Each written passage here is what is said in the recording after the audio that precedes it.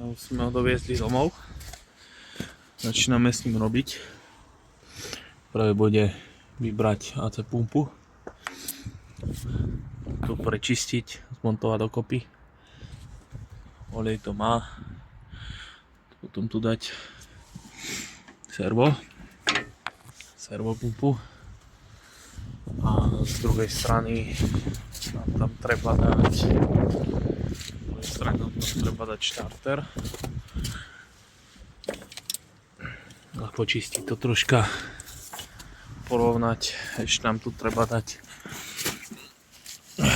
buď krytku alebo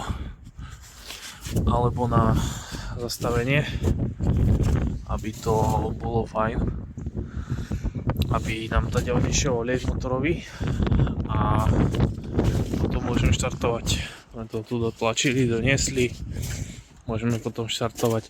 Je to celé úplne rozkradnuté, všade sklo, vykradnuté všetko.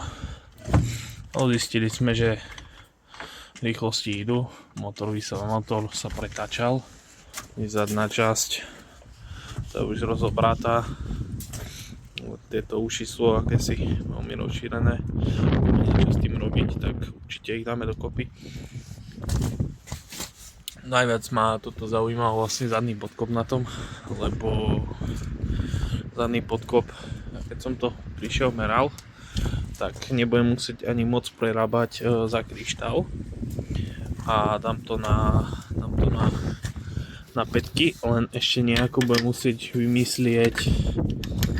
vymyslieť vlastne, aby ramena na kryštále proste držali. Myslím, že to má sekciu, ale pre istotu niečo ešte vymyslím. To bude teraz taký projekt. Závody mechaničné Ursus 88 ročník.